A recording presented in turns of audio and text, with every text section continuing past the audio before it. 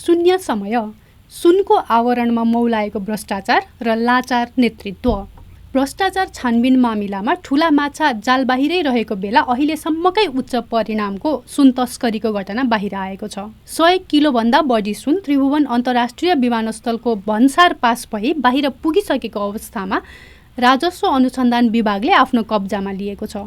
यसअघिको 88 र 33 किलो सुन जफत काण्डमा अहिलेसम्म सरकारले त्यो गिरोह तथा त्यसका राजनीतिक या प्रशासनिक संरक्षकलाई कुनै दण्ड दिन र सार्वजनिक रूपमा उनीहरूको पहिचान खुलाउन सकेको छैन, चाहेको छैन। कुन तहमा छानबिन पुग्दा अनुसन्धान रोकियो? त्यस्तै वर्तमान सुन तस्करी जालोको आकार र तहबारे विस्तृत छानबिन र तथ्य बाहिर नआउनुको अर्थ एउटै हुनेछ, तस्करी सिन्डिकेटको पहुँच ठूलो छ। अर्थमन्त्री र गृहमन्त्रीको राजीनामा माग त्यही मान्यताबाट निर्देशित छ। त्यस्तै नैतिक जिम्मेवारीको दायित्व पनि छ उनीहरूमाथि। भुटानी शरणार्थी मामिलासँगै अहिले राष्ट्रिय बहसको विषय बनेको छ ललिता निवास प्रकरण। अख्तियार दुरुपयोग अनुसन्धान आयोगले छानबिन गरी विशेष अदालतमा विचाराधीन रहेको ललिता निवास जग्गा प्रकरणमा अदालतको आदेशमा छुटेका व्यवसायी मीनबहादुर गुरुङलाई सिआइबीले समानान्तर छानबिन गर्दै अनुसन्धानका लागि समातेको छ, केही अन्य व्यक्तिहरूका साथमा। प्रहरीको छानबिन निकायभित्र अक्सर एउटा गुनासो सुनिन्छ, अदालत जमानत दिनमा अति उदार हुँदा छानबिन प्रभावित हुने गर्छन्। तर अदालतले कुनै पनि मामिलामा अनुसन्धानले जुराएको र अभियोजनले प्रस्तुत गरेका प्रमाणका आधारमा मुद्दाको फैसला र जमानतबारे कदम उठाउने अपेक्षा गरिन्छ र ऊ व्यक्तिको सम्मान तथा कानुन प्रदत्त स्वतन्त्रताबारे पनि संवेदनशील रहने अपेक्षा गरिन्छ। त्यसैले कुनै अपराधमा संदिग्ध व्यक्तिप्रति अदालतको व्यवहार र छानबिन एजेन्सी बीचको अन्तरमा स्वाभाविक रूपमा फरक मत रहने गर्छ। त्यस्तै भ्रष्टाचारका मामिलाबारे राज्य या त्यसलाई प्रतिनिधित्व गर्ने सरकार तथा उसका विविध इकाइहरूले एकै किसिमका धारणा नराखी राजनीतिक नियत, प्रतिशोध या भ्रष्टाचारका आशंका उठ्ने गरी छानबिन गर्न थाले भने त्यसबाट राज्य संयन्त्रको पूर्वाग्रह स्थापित हुन जान्छ। अहिले केही मामिलाको छानबिन र संदिग्ध व्यक्तिहरूको गिरफ्तारी एकातिर र अर्कातिर केही मामिलाहरूको छानबिन नै नहुने गरी जसरी अख्तियार लगायत राज्य संयन्त्रहरू अघि बढिरहेका छन्, त्यसमा सरकारको नेतृत्व गरेको नेता र दलसँगै राज्यका संयन्त्रहरूमाथि औँला उठ्न थालेको छ। सरकारका सचिव तह या वरिष्ठ प्रशासकहरूले सुडान घोटालादेखि भुटानी शरणार्थी हुँदै ललिता निवास प्रकरणमा राजनीतिक निर्देशनहरू या आदेश पालना गर्ने कर्मचारीहरूमाथि छानबिनको घन बज्रने, तर उच्चतम शक्ति केन्द्र तथा त्योसँग जोडिएकामाथि छानबिन निकायहरूको आँखै नजाने परम्पराको विरोध प्रधानमन्त्री समक्ष गरिसकेका छन्।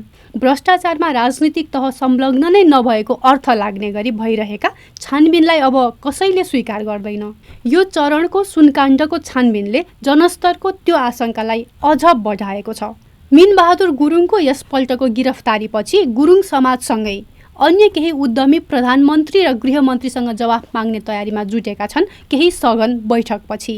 किन गुरुङको यसपल्टको गिरफ्तारीपछि पनि ठूला माछा समातिएका छैनन् त? राजा महेन्द्रले रत्न राज्य लक्ष्मीको नेतृत्व र संरक्षणमा 6 दशक अघि बाल मन्दिरका लागि छुट्याएको जमिनमा कसरी निजी व्यवसायीहरू प्रवेश गरी लिज, सबलिज गर्दै त्यहाँबाट अर्बौंको कमाइमा लागेका छन्। यस्तो अख्तियारी दुरुपयोगका लागि को जिम्मेवार छ र त्यसका लाभकर्तालाई दण्डित गर्न के गृहमन्त्री तयार होलान्? गुरुङ समाजका एक नेताले आक्रोश पोखे, सिआइबी किन मौन छ त? दुर्भाग्य, भ्रष्टाचार र अनियमितता विरुद्ध सरकार र सम्बन्धित निकायहरूले जनस्तरको पूर्ण विश्वास र समर्थन पाउनुपर्नेमा त्यसले आशंका बढाएको छ। गुरुङ समाज जति उद्वेलित छ त्यति नै आशंकित आम जनता पनि छन्। पशुपति जलहरी प्रकरणलाई अख्तियारले किन प्राथमिकता साथ छानबिन गरायो? किन 3 दिनसम्म आम श्रद्धालुहरूको आस्थाको केन्द्र मानिने पशुपतिनाथमा नियमित पूजा अर्चनामा व्यवधान उत्पन्न गरियो? किन सम्पूर्ण अपरेसनबारे अख्तियार मौन छ? र किन राजनीतिक नियुक्ति पाएका पशुपति कोषका 1-2 व्यक्ति मात्र बोले?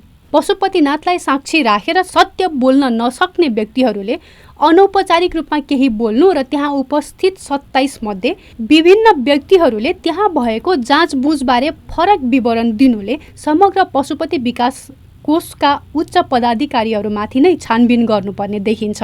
जलहरी हाल्ने प्रक्रियामा चन्दाका लागि खुला आह्वान गरिएको, त्यहाँ केही रकम एकत्र पनि भएको, तर त्यसको लेखा सार्वजनिक नगरिएको आलोचना पनि कोषभित्रैबाट हुन थालेको छ। यी समग्र छानबिनको सतही चरित्रले जनतामा सत्ता र तीसँग जोडिएका विभिन्न राजनीतिक दल र शक्तिको इमान्दारीमाथि थप प्रश्न उठेको छ। बाल मन्दिरमा आफ्ना केही वर्ष स्मरण गर्दै हाल राष्ट्रिय जीवनलाई नियालिरहेका एक व्यक्तिले आफ्नो अनुभव यसरी सुनाए। 2025 देखि झन्नै 7 वर्ष म त्यहाँ नियमित रूपमा थिएँ। बडा महारानी र पछि मुमा बडा महारानी रत्न राज्य लक्ष्मी त्यहाँ नियमित रूपमा आउनुहुन्थ्यो। शनिबार तथा विशेष पर्वका अवसरमा उहाँ आफ्ना 2 छोरा ज्ञानेन्द्र र धीरेन्द्र अनि छोरीहरूलाई लिएर आउनुहुन्थ्यो। हामीलाई खाना पस्केर बाँड्थे, खुवाउँथे उहाँका छोराछोरीहरूले। प्रजातन्त्रको पुनर्बहालीपछि उहाँको भूमिका समाप्त भयो। अहिले बाल मन्दिर उच्च तहको भ्रष्टाचारको अड्डा बनेको छ।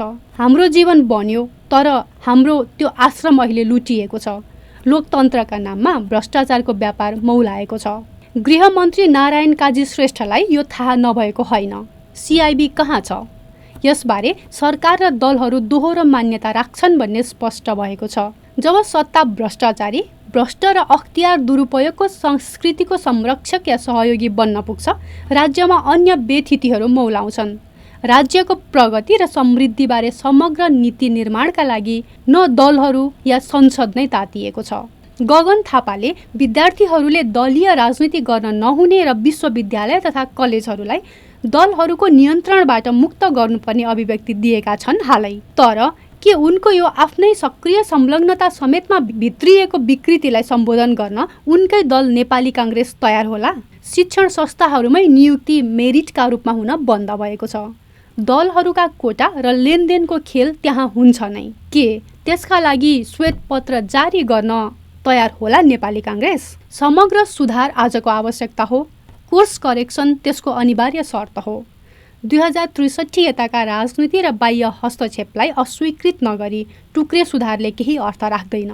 संसदमा केही दिन अघि स्वर्णिम वाग्लेले निर्मम निर्णयको कुरा गरे। सेनाको आकार कटौती त्यसको महत्त्वपूर्ण आशय या पक्ष थियो। यो विषय शान्ति प्रक्रिया र त्यसका अन्तर्राष्ट्रिय अनुहार इयान मार्टिनले पनि उठाएका थिए। वास्तवमा उसको एजेन्डा थियो यो। गगन थापा, राजन भट्टराई, गेजा वाग्ले लगायत सेक्युरिटी सिस्टम रिफर्मका नाममा त्यो अभियानमा जुटेका थिए।